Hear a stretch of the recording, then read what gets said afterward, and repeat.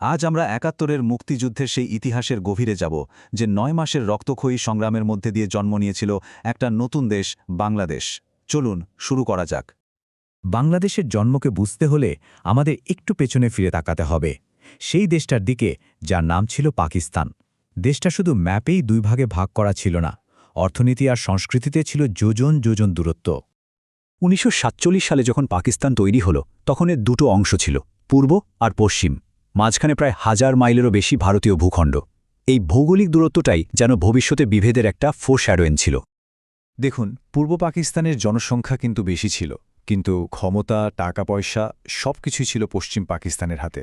এই যে টেবিলটা দেখছেন, এটা কিন্তু শুধু কয়েকটা সংখ্যা না, এটা কয়েক দশকের বঞ্চনার একটা জ্বলন্ত প্রমাণ। এই বৈষম্যই কিন্তু বাঙালির মনে ক্ষোভের আগুন জ্বালিয়ে দিয়েছিল। কিন্তু ব্যাপারটা শুধু টাকা পয়সার ছিল না, এর শিকড় ছিল আরও অনেক গভীরে। এটা ছিল আসলে দুটো ভিন্ন সংস্কৃতির সংঘাত। একদিকে উর্দুকে রাষ্ট্রভাষা করার চেষ্টা, অন্যদিকে বাঙালি পরিচয়কে দমিয়ে রাখার চেষ্টা। এই সব কিছু মিলেই দুই অংশের মধ্যে একটা দেয়াল তুলে দিয়েছিল, যা আর ভাঙা সম্ভব ছিল না। আর এই যে এতদিনের জমে থাকা ক্ষোভ, এই চাপা উত্তেজনা, এটা একেবারে ফেটে পড়ল ১৯৭০ সালের জাতীয় নির্বাচনের পর। এটাই ছিল বলতে পারেন শেষ ধাক্কা। দেখুন কি ঘটেছিল মাত্র কয়েকটা মাসের মধ্যে। ডিসেম্বরে আওয়ামী লীগ বিপুল ভোটে জিতল, কিন্তু মার্চ আসতে না আসতেই পশ্চিম পাকিস্তান ক্ষমতা দিতে বেঁকে বসল। এরপর ৭ই মার্চের সেই ঐতিহাসিক ভাষণ, আর তারপরই এলো সেই কাল রাত ২৫শে মার্চ, যখন পাকিস্তানি আর্মি শুরু করল অপারেশন সার্চলাইট। পরিস্থিতি এমনভাবে হাতের বাইরে চলে গেল, যেখান থেকে ফেরার আর কোনো পথই খোলা ছিল না। আর ৭ মার্চের ভাষণে বঙ্গবন্ধুর সেই ডাক, এই একটা কথাই যেন পুরো জাতিকে এক করে ফেলেছিল। স্বাধীনতার মূল মন্ত্র হয়ে উঠেছিল এই কথাগুলোই। লক্ষ লক্ষ মানুষ তাদের নেতার ডাকে স্বাধীনতার জন্য লড়তে প্রস্তুত হয়ে গেল। অপারেশন সার্চলাইট নামটা শুনলে যতটা নিরীহ মনে হয়, ততটাই ভয়ঙ্কর ছিল এর রূপ। এটা ছিল একটা পরিকল্পিত গণহত্যা। টার্গেট ছিল সাধারণ বাঙালি, ছাত্র, শিক্ষক, বুদ্ধিজীবী, সবাই। এই অভিযানের মধ্য দিয়ে শুরু হয় ইতিহাসের এক কালো অধ্যায়। কিন্তু এত বড় একটা আঘাতের পরও বাঙালি দমে যায়নি। এই ধ্বংসস্তূপ থেকেই জন্ম নিল এক প্রতিরোধ বাহিনী, যাদের আমরা চিনি মুক্তিবাহিনী নামে। মুক্তিবাহিনীর কৌশলটা কিন্তু গতানুগতিক যুদ্ধের মতো ছিল না, তারা ছিল গেরিলা যোদ্ধা। তাদের মূল লক্ষ্য ছিল পাকিস্তানি বাহিনীকে সতর্ক রাখা, তাদের সাপ্লাই লাইন কেটে দেওয়া, ব্রিজ উড়িয়ে দেওয়া, পাওয়ার স্টেশন অচল করে দেওয়া। সোজা কথায়, শত্রুকে এক্সস্টিং করে ফেলা। ১ কোটি, ভাবা যায়?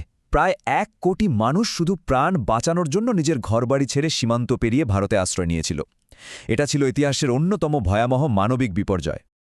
খুব তাড়াতাড়ি এই যুদ্ধটা আর শুধু বাংলাদেশ বা পাকিস্তানের মধ্যে সীমাবদ্ধ রইল না, এটা হয়ে উঠল কোল্ড ওয়ারের একটা বড় মঞ্চ।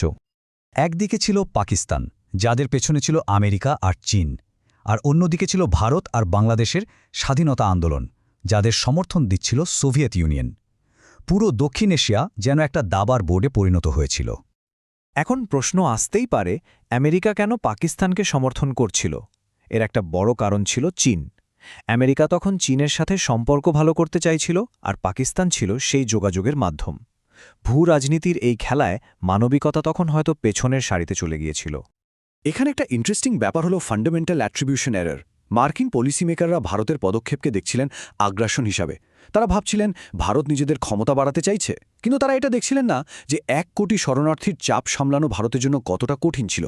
মানে, তারা ভারতের কাজকে তার চরিত্র দিয়ে বিচার করছিল, পরিস্থিতি দিয়ে নয়। কিন্তু মজার ব্যাপার হল, মার্কিন সরকারের এই নীতির সাথে মাঠ পর্যায়ে থাকা তাদের কূটনীতিকরা একমত ছিলেন না। ঢাকায় থাকা মার্কিন কূটনীতিকরা ওয়াশিংটনে এক ফেমাস টেলিগ্রাম পাঠান, যেটাকে ব্লাড টেলিগ্রাম বলা হয়। তারা পরিষ্কারভাবে এই গণহত্যার নিন্দা করেন এবং মার্কিন সরকারের নীরবতার সমালোচনা করেন।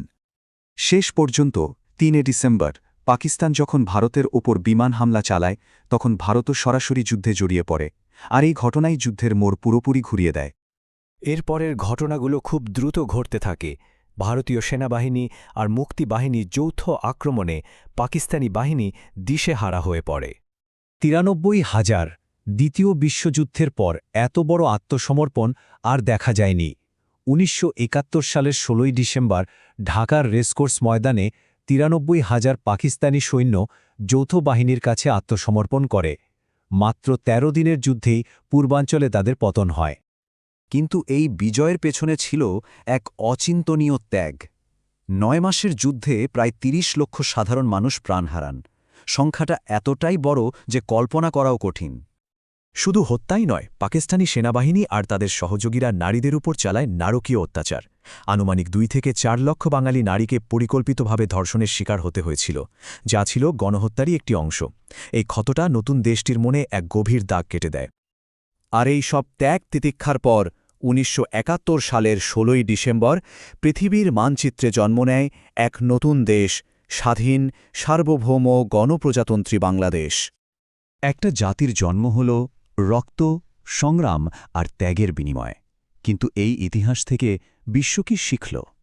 ক্ষমতা, পরিচয় আর ন্যায় বিচারের লড়াই নিয়ে ৭১ আমাদের কি ভাবতে শেখায়? এই প্রশ্নগুলো আজও প্রাসঙ্গিক।